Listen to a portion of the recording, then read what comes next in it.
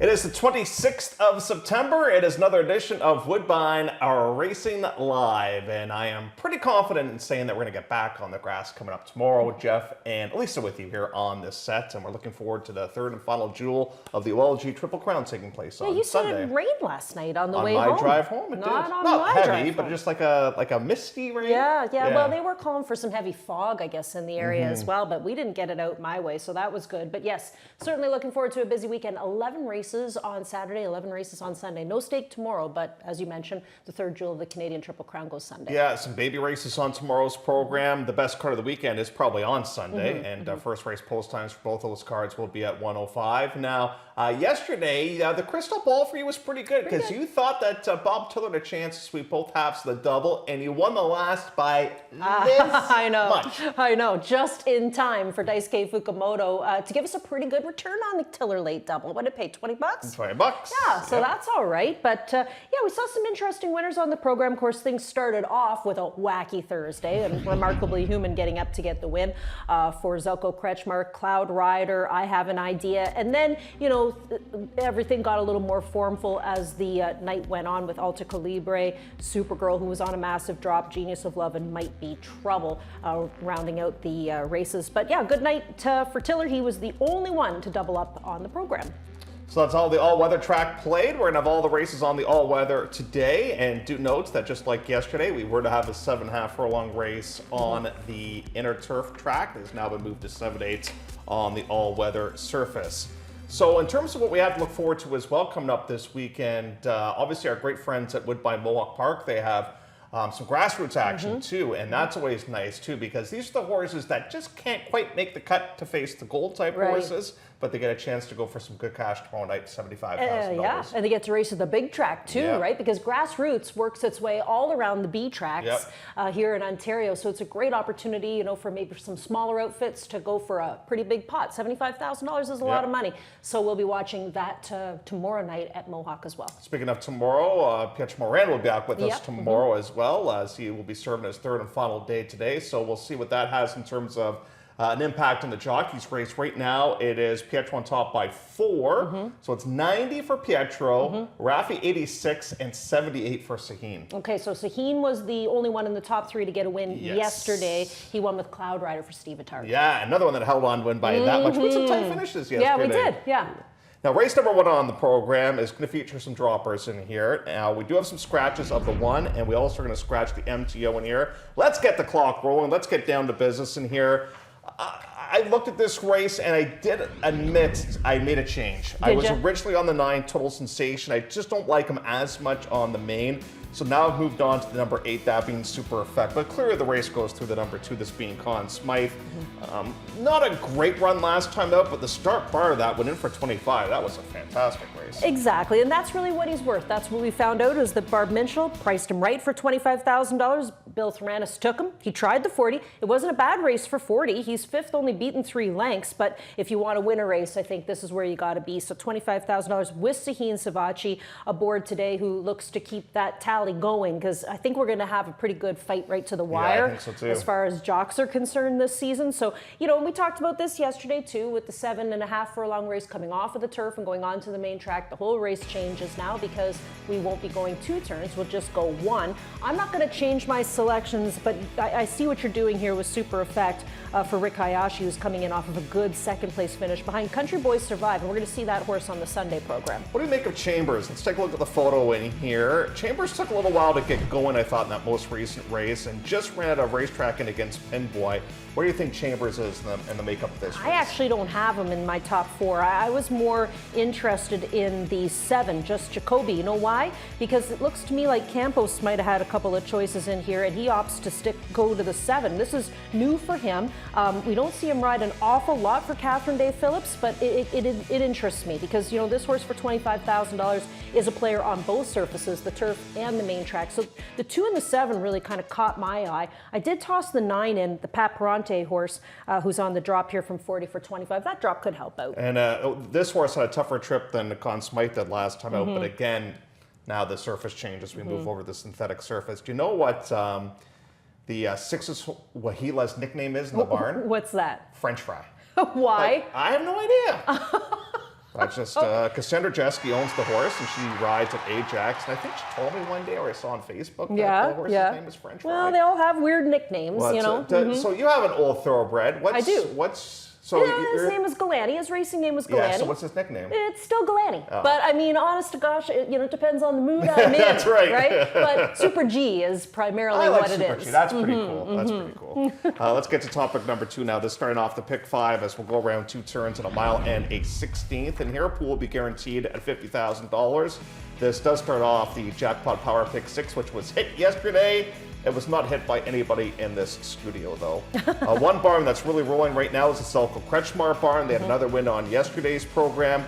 Media Sensation gets a bit of a drop down in class in here. This Dude's a Breeze is really good right now. Asking My Name might be a little bit better sprinting. I'm very interested to see which direction he went here in race number 2. I went to this Dude's a Breeze because, he has been very good, like you said, as of late, winning last start out. And I remember him, too, struggling the one time when he did win afterwards because of the heat. Yeah. Remember that? He had a little bit of a heat stroke. So I'm thinking that, it's a little cooler out there today. This weather could just be perfect for him. The Raffy's going to stick aboard. That helps me out. Then I'll use Swan Lake. Swan Lake got an 81 Beyer speed figure when finishing second to this Dude's a Breeze, who got an 82. So I guess both of them are kind of capable of bouncing here today if you want to argue about it a little bit. I see Doug's used the 3 in the top spot. Now, this is a horse who's only making his second start here at Woodbine, but comes in from Assiniboia Downs. And we've talked about this before. When these Assiniboia Downs horses come here, you got to kind of figure out where they fit. And, a perfect example of that would be a guy like Devin Gittins, who came here from Assiniboia last year. And, I thought at the beginning maybe had a difficult time trying to figure out where they fit. And then once he settled in, he started to figure everything out. And right now he's one of our top trainers. But Blazing Bow will go out for Phil Hall. And you and I were talking to Phil not all that long ago. He said the phone is ringing. He has a lot of people calling to send horses here from Western Canada. Yeah, it's tough right now. Like our poor friends at Hastings are on a bit of a tough go right now, horse population-wise. We want to wish them all the best. Some of the other meets are starting to close down as well. So you're going to get that flux here coming up. And you know what, too?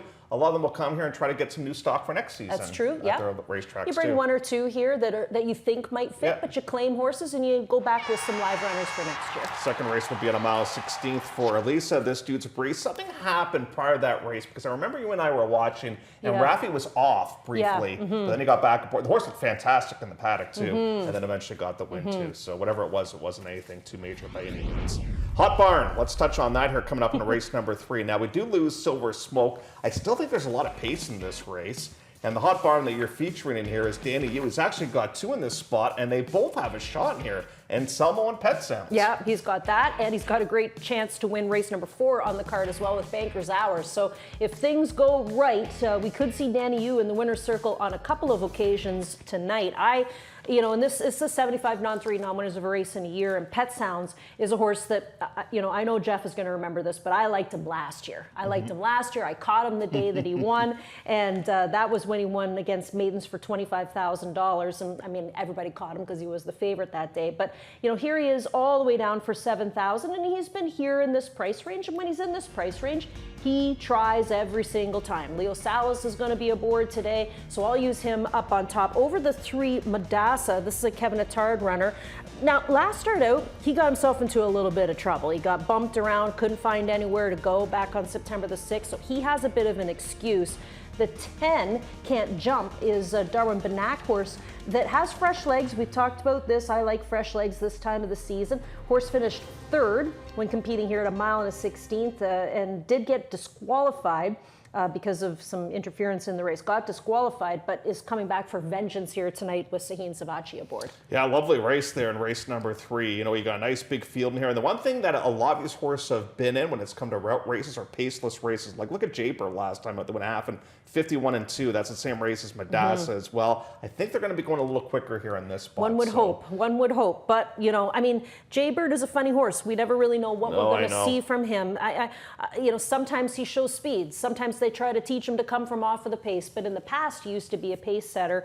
The other thing we just want to point out as well, because it didn't work yesterday for us, there is a horse here that's racing off of a void claim, and that's the 6 North Warden. So watch for that one, because yesterday, you know, we kind of got sucked back into M. Chamas, didn't show up off of the void claim, and just beware sometimes when you see that V beside the most recent race. So we should really have a theme for all of our shows, because sometimes it'll be like the Hot Barn, sometimes it will be like Troubled Trips. Today it is Wide Journeys. Yes. That is the subject for today. Both our replays feature horses that did not have the easiest of trips last time out. So first of all, let's recap what it looks like from Morgan Line point of view. You've got Exchange Day, first start of the campaign, and the one thing that I noticed was, to me, if they were really high on this horse, they could have taken advantage of the waiver claim. They're not doing that today. Now, they would have gone in for the tougher price tag, but they could have done it. Dryden laid a bit of an egg last time out. Causing Mayhem doesn't have a whole lot of momentum right now. Is it as easy as you just try and find somebody that's in good form right now to come into this race? Okay, so a couple things. Exchange Day, where has he been, right? They put him away November of last year, and notice that this barn doesn't use this rider very often, so that's interesting. Dryden, I think, might be a better fall horse. We'll watch for this horse as the weather gets a little cooler, but here's the last race from Fairway to Heaven. Now, this is a Eddie Catrian horse. We saw Catrian win the third race yesterday with I Have an Idea, and that was with Fraser Abley aboard, and guess who's riding Fairway to Heaven? Fraser Abley. But watch this replay. Now, it's Leo Salas who is riding him on this day. You'll see him on the far outside for the Carlo D'Amato Silks.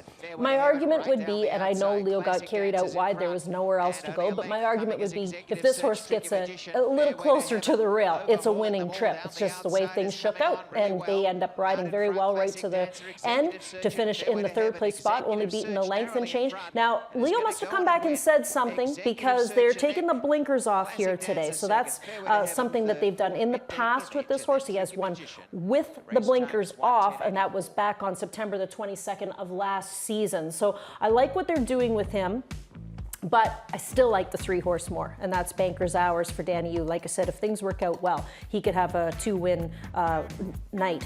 But what I like about Banker's Hours is, remember that last race? That was a tough starter. Way tougher than this. Very, very tough. I mean, Super Success was the winner. He's a monster all day long. I think we're seeing him this weekend for a big price tag. They're pushing him way up. Napa Spirit came back to win. Like, that was a really tough starter, and now he's here in a wide open 7,500 that I don't think comes up all that tough. I mean, aside from the 1, the 3, and we don't even know what's going to happen with Dryden here tonight, going first start off with a claim. You know, he is. I will always remember Dryden because of that race that he had with Saheen last October. It was like spine tingling. It was so amazing. But I feel like we might see better races from him when the weather gets cooler. Let's get to a rally now. That's the next topic, and here it goes. It's race number 5 on the race 6. Sorry, we're going to skip the 5th. So let's get to the 6th now on the program. And we have a field of 6 in here. Here's a look at how they'll line up in the starting gate. 25,000 claimers, non-winners of 3. Secret Threat coming off a good run last time out. Who is the topic of discussion here coming up in the 6th? Well, it's a Bob Tiller horse, and last night we showed you 2 Tiller replays, that being Genius of Love and Might Be Trouble, and both of them won last night, and I think Back on the Chain Gang could win here this evening for Bob Tiller. Now, this is going to be another wide trip that I'm going to show you, and right here you're saying, come on, this is going to be a wide trip. Now, I can't quite tell, because I've seen Sophia on this lean before, right? You can see her right there. She's a sideways on this horse. Is he trying to get out, you know, or is that her? Like, I have seen her do that, but then you see she hits the horse left-handed a few times. We get outside a little bit. We start to come with a nice little rally, and we finish in the 3rd spot behind Country Living. This is a good effort, I think, in that 25 non-3 at 6. Now we get to go 6.5 furlongs. This, I feel like it's like a happy medium, Jeff. Like, I've seen this horse win easily at 3/4, and then seen the horse just get up to win by at 3/4 too. So part of me feels like the extra half a furlong is going to be good news for Back on the Chain Gang. And then I'll toss in this 3, that being Secret Threat, who was second last start. It comes out of the same race. When Back on the Chain Gang won the start prior to that, it was a ground-saving trip. Right. The horse was on the fence the entire way. Right. And then last time, as you said, at the outside trip, I'm going towards Cruz Sultan. I realize some people might look at him and say he's a prime bounce candidate today, and he might. Like, that's the best race he's ever run. But just I can't get the visuals of how powerful he was on that day. So I'm going to go with him in here. He's in for 25,000. Let's see if we can't pull off the victory here in this spot. But I definitely think you're on the likely horse to beat in this spot. You know what else is interesting? We were talking about this yesterday, you and I. We haven't seen the Steve Flint barn in a long time. It's almost like they put them all away and said, let's take a little bit of a break. Because remember, all those horses were, a lot of those horses were winter raced at the fairgrounds, and now they're back, and they're back with quite a few horses. They've got Lucky Romance, who comes back here today. They got a baby on the program on Sunday that looks kind of interesting. Yeah, no, El Capo. El Capo. Yeah. So I'm thinking cap, chapeau. Not the hat, the boss. Yes, that's right. Let's get to our next topic in here, and this is going to be high five, and thus we're going to look at race number 7, which is our final race of the day. And the 7th race does have a carryover of $3,901. Big Lou lost to another Lou last time out, and that was Come On Big Lou, and that was a narrow defeat. I have a bit of a price play in this spot, and you've got the horse second in your selections. I'm not a big Jello fan. I haven't had Jello in a long time. Well, unless it has vodka in it. But anyways, carry on. I think I've had it when I had like tooth procedures done or something like that. You know, like when you when you were sick when you were 8. Yes. But other than that, it's you know, the vodka shooters, it's not for you, buddy? For me, man. No, that's okay. That's okay. It's not for Jello is not for everybody. But hello, Jello could be a big horse here tonight. You used the horse in the top remember, spot. Sky almost went down with this horse shortly after the start last time. Yes, I do. And then recovered to finish in not a bad 5th. So I'm just hoping for a bit of a smoother experience today. And I'm going to take Big Lou today. I just, the last time you were on your, you were at your family reunion. Yep. And I was, you know, dare I say that it's staring you right in the face, a Lou exactor, and it came in because it was Come On Big Lou and Big Lou. And we know Come On Big Lou's big problem is air, right? And carrying his speed to the wire. So this horse was able to finish in the 2nd place spot. I hope today's his day. Unless he ran a big one last start and he, you know, doesn't feel like running here tonight. But I went 9-6. I did use the 10, Ashuka. I don't want Ashuka. Yep, because, you know, he's fresh. He had a race already. He was second in behind Globetrotting. He gets Campos back aboard again today. That kind of works for me. Here's a question for you. You're going to see a couple of horses on the card today, I think, where we see the line that says entered September, whatever the date was, Fort Erie. When you see a Woodbine horse that was entered at Fort Erie, does it turn you off a little bit? That's a great question.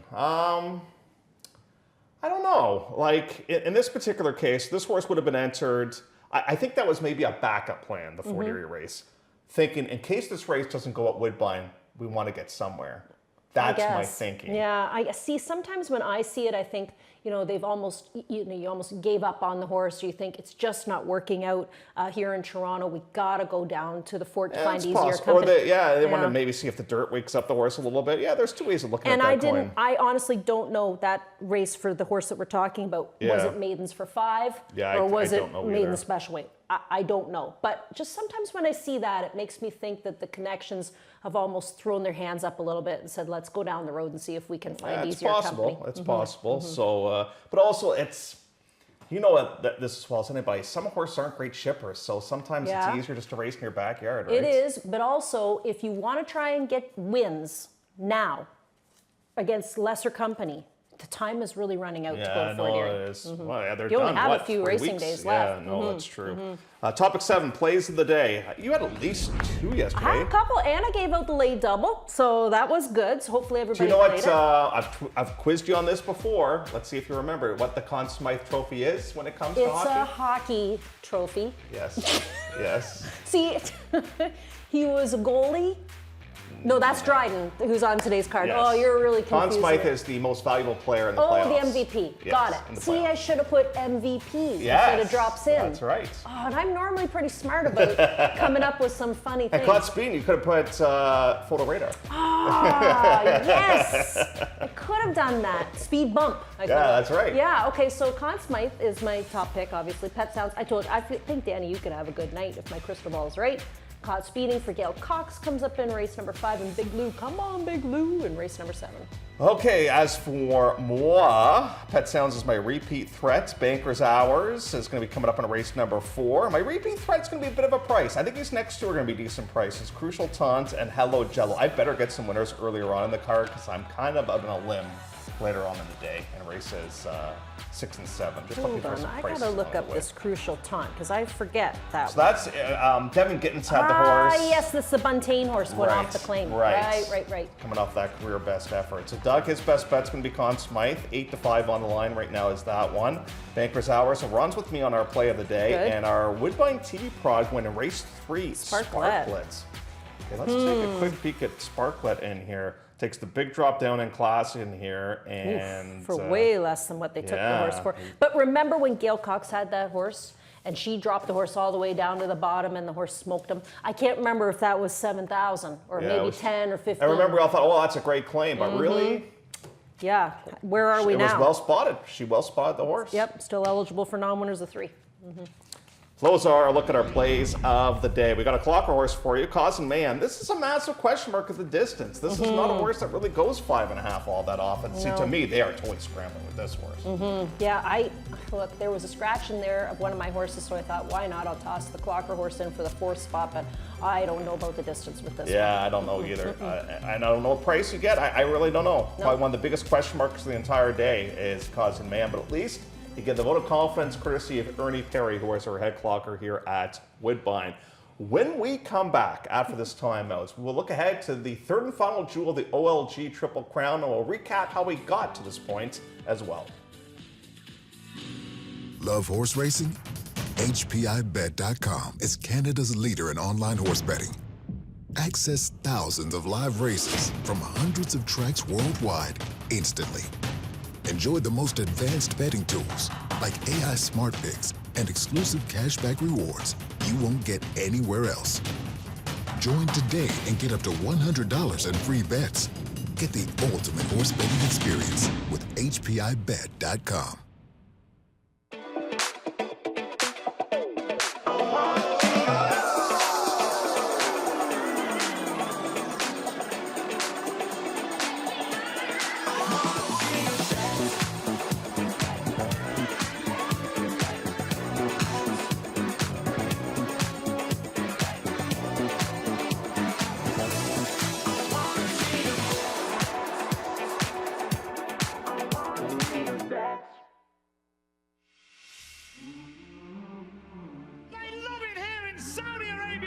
This is the biggest race in the world. Pinch me, I think I'm dreaming. They're off to the Dubai World Cup. And they're into the stretch. Two of the great racehorses in the world. Giant Killer, by name and by nature. A race for the ages.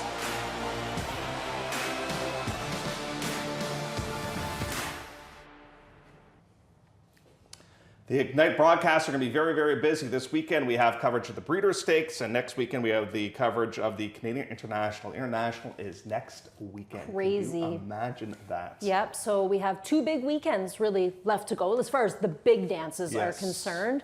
And then that means it's the kickoff of fall. And we're going to have a special web edition of the draw for you coming up on Wednesday of the International and some of the undercard races as well. We'll have more details on that for you in the next couple of days, just sort of finalizing the details for that. So how did we get to the 3rd and final jewel of this Triple Crown? Well, first of all, let's just tell you all the details that you need to know about the Breeders' Stakes. Roger Atfield is seeking his 10th. The guy in the picture there is now a judge/steward, that being Justin Stein. The horse is Ross Carr, and Chief Squid always does well in this race. They do. And they And have so a does filly Rachel in as here. well. So does Rachel, yeah. And Rachel's got 2. She's got Borealis Trail and Aristella. Of course, Aristella coming in off of a win in the Wonderwear. There's 3 fillies that are going to compete in this year's Breeders' Stakes. So let's go back to when it was nice and warm. It was a beautiful day. It was King's Plate Day, and Mancetti upset the apple carts. We're going to take a look at this replay coming up on Sunday as well. But Tom's Magic definitely got delayed on this particular occasion. And might have been a little bit closer had the horse got some racing luck. Right now, last is Tom's Magic. Yeah, and you know, there was, when everybody actually saw Tom's Magic, like the day that he came out and he had a nice little gallop, Yeah. anybody who saw him was like oohing and awing over him. And you know, had he grabbed the racetrack better early on, he might have actually made this a really interesting finish between him and Mancetti. Like, look at him eating up ground. He's a massive horse, too. Like, you know, Mancetti's big enough, but Tom's Magic is huge. And right after that, I think we all basically knew, the word was out, that he was coming back for the Breeders because he's a turf horse, right? And I think we all put a circle around him then. And he's a Justify. The only thing that worries me, Elisa, and am I making too much of this? Because don't forget, we're going a mile and a half, which means basically we start almost, I don't know how to describe it. We almost start like right when the turn finishes, the clubhouse turn finishes. When the straightaway begins. Right. So he's now at post 9. Yeah. Like, can Rafi save some ground, do you think, from that post position? That's going to be the key. Or does he even maybe roll the dice and try to go to the front end? Like, I don't know exactly what his strategy is. Well, we've seen that he can close, that's for sure. But we've also seen that he likes to be forwardly placed too. Like, he went gate to wire when he broke his maiden down at the fairgrounds. I would almost roll the dice and go. Yeah. Because if I'm Rafi, I'm on the best horse. I don't want to get stuck. Now, last time that we saw the OLG Triple Crown, we went to Fort Erie, and this was the second jewel, and this was won by Runaway Again, who beat Mancetti. It looked as if Mancetti was maybe going to be home and cooled up, but I wonder if halfway down this stretch, the hard effort and the plate caught up to him. I don't know, because I'll tell you right here, I thought, well, I guess he's going to win. You know, I did not see the eventual winner getting there at this stage at all. Did you? I mean, it was a bit of a surprise, I think, for everybody, even the people there at Fort Erie. Look at this. I mean, it was like he grew wings in the final 100 yards of that race. Now, I thought we might see him in the Breeders, because afterwards, you know, Sid was interviewed and he said, you know, whatever, you know, they're going to let me go wherever I want to go. But we won't be seeing him here today. But he's a horse who has a great future. Right. I had a chance to catch up with Sid and I asked him about that. So I think the decision was made with Team Stronach. Don't forget, when he broke his maiden, it was a quick comeback to the plate. Yeah.